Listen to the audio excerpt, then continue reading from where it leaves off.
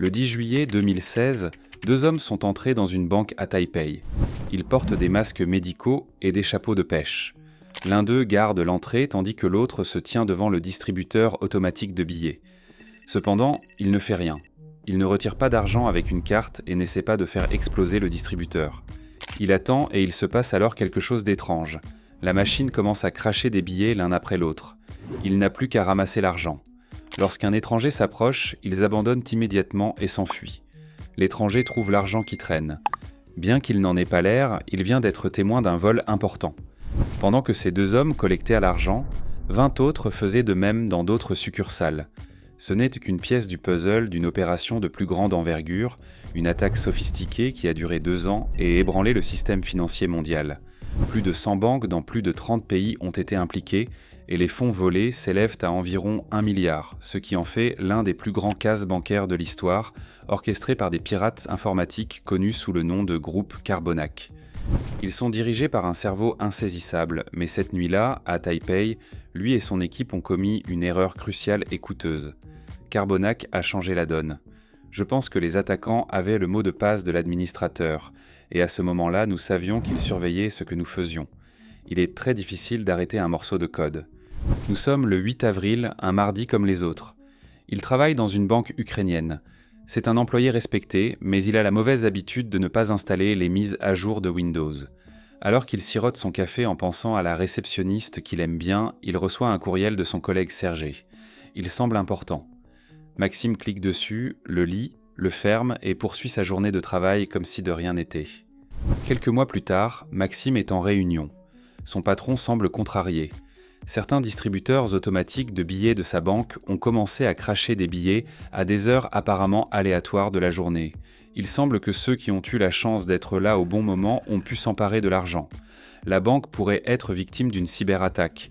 Les employés doivent être prudents et éviter les courriels suspects. Courriels, réunions, stress, des piratages colossaux. Pour beaucoup, c'est tous les jours la même chose. La banque a engagé Kaspersky pour enquêter sur son problème. Tous ces distributeurs automatiques de billets sont vides. Vous savez qu'il s'est passé quelque chose. Voici Your Thunder qui faisait partie de l'équipe chargée de l'affaire. Il recherche des logiciels malveillants sur les disques durs des distributeurs concernés et ne trouve rien. Aucune activité suspecte, aucune piste à suivre. Quelques mois plus tard, Terve reçoit un appel au milieu de la nuit. Il était 3 heures du matin. Il s'agit d'un gestionnaire de compte travaillant pour une grande banque russe. Il demande à Terve et à son équipe d'appeler son informaticien le plus rapidement possible. Quelques minutes plus tard, l'un des collègues Wonder de Kaspersky se présente dans une banque en Russie. Le responsable informatique sur place est paniqué. Quelqu'un a pris le contrôle de leur contrôleur de domaine. Il s'agit du cœur de leur réseau de serveurs. Si vous contrôlez le contrôleur de domaine dans un environnement Windows, vous contrôlez pratiquement tout. Et sans raison apparente, il envoie des données en Chine. Le spécialiste de Kaspersky s'est immédiatement mis à la recherche de logiciels malveillants. Il a fini par trouver un logiciel capable de surveiller et de contrôler un ordinateur à distance. L'intrus pourrait-il les surveiller en ce moment même ? Il a eu une idée, il a ouvert un document Word et a écrit le mot « Hello » en russe. Ils attendent quelques minutes, mais rien ne se passe. Puis, soudain, le curseur se déplace et des lettres apparaissent. Le pirate a répondu. Il a ajouté en russe « Vous ne nous attraperez pas », ce à quoi l'employé de Kaspersky a répondu « Nous vous attraperons ». Le pirate informatique répond « Non, vous ne nous attraperez pas ». C'est étrange. Cela a pris du temps, mais l'équipe de Kaspersky a fini par trouver le logiciel malveillant. Il est similaire au cheval de Troie Garber. L'un des fichiers de configuration du logiciel malveillant s'appelle ANAC, et l'équipe a donc décidé de l'appeler Carbon AC. Cet incident dans la banque russe donne à Hill et à ses collègues des indices sur ce qui se passe, et ils font le lien avec les distributeurs automatiques de billets piratés en Ukraine. Ils peuvent maintenant reconstituer le mode opératoire des pirates de Carbone AC. Revenons un peu en arrière. Voici l'un des pirates de Carbone AC. La date est le 8 avril 2014. Il a déjà piraté le compte email de Sergei, mais il veut maintenant... L'ordinateur de Maxime est compromis lorsqu'il reçoit un email contenant une pièce jointe. Le fichier Word exploite les vulnérabilités de Microsoft Word pour télécharger un logiciel malveillant contenant une porte dérobée. Le pirate a désormais accès à distance à l'ordinateur de Maxime. L'étape suivante consiste à accéder à l'ensemble du réseau, et il sait exactement comment s'y prendre. Le pirate installe un logiciel spécial sur l'ordinateur de Maxime qui le ralentit, ce qui frustre Maxime. Il appelle le service informatique pour vérifier. Lorsque le technicien arrive, le pirate a déjà installé un enregistreur de frappe. Il peut voir tout ce que Maxime tape sur son clavier. Le technicien informatique commence son enquête. Pour ce faire, il entre son mot de passe administrateur et le résultat est là. Le pirate a obtenu le mot de passe administrateur. Il l'essaie sur le contrôleur de domaine et oui, c'est le bon. Il peut maintenant chercher l'ordinateur du réseau qui contrôle les transferts d'argent et les distributeurs automatiques de billets, mais il n'attaque pas tout de suite. Au lieu de cela, pendant des mois, il observe silencieusement les employés qui effectuent les transactions. Une fois qu'il a compris le processus, il vole l'argent. Le groupe Carbanac a développé 3 méthodes différentes. La première consiste à transférer de l'argent des comptes dits de gestion des transactions vers leurs propres comptes. Pour ne pas éveiller les soupçons, ils augmentent d'abord les soldes du montant volé tout en gardant le total inchangé, car les banques ne vérifient les comptes que toutes les 10 heures. Les transferts passent donc inaperçus. Une autre méthode consiste à prendre le contrôle de certains distributeurs automatiques de billets afin de distribuer des billets directement aux passeurs. Il s'agit d'hommes recrutés par la mafia russe qui collectent l'argent et l'envoient à leur patron.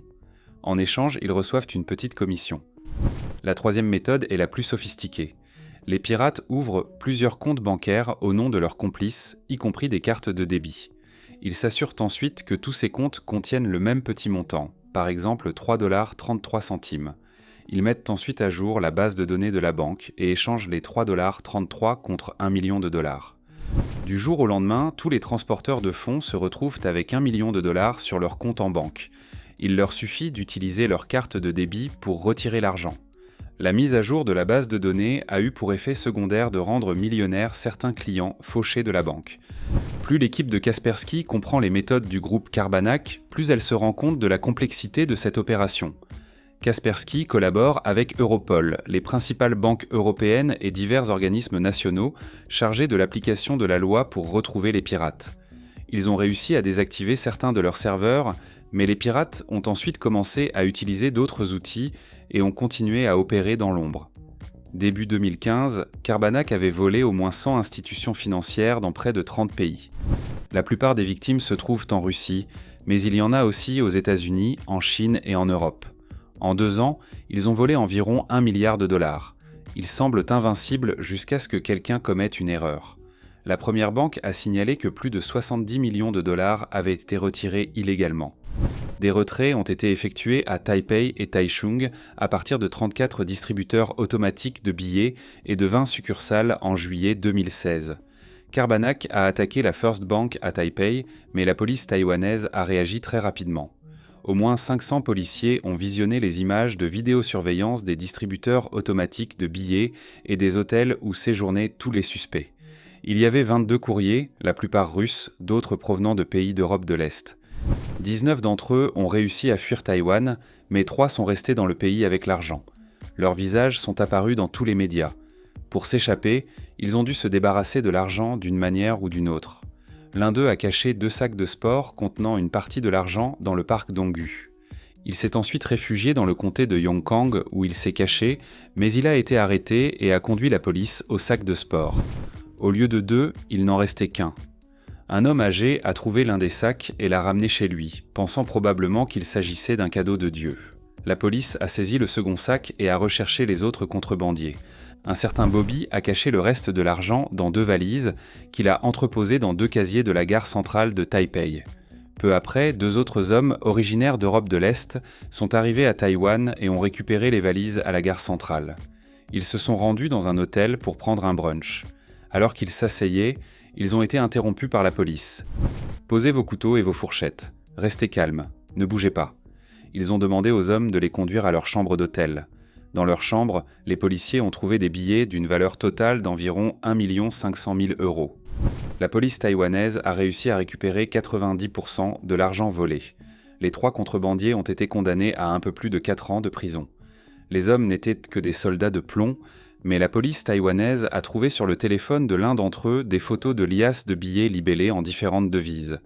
Elle a également trouvé des courriels du chef présumé du groupe Carbanac.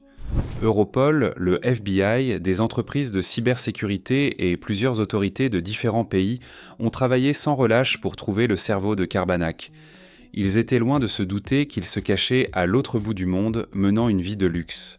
Il est ukrainien, mais vit aujourd'hui avec sa femme et son fils à Alicante, en Espagne. C'est une personne plutôt discrète, qui ne sort pas beaucoup de chez elle. En ce moment, comme d'habitude, il code de nouveaux logiciels malveillants. Il est l'un des meilleurs dans son domaine. Pour rester discret, il dépense la majeure partie de son argent en bitcoin. À l'époque, il valait 15 000 bitcoins. En 2018, cela représentait environ 162 millions de dollars. Aujourd'hui, ce serait plus d'1 milliard. Mais il y a des choses que le bitcoin ne peut pas acheter.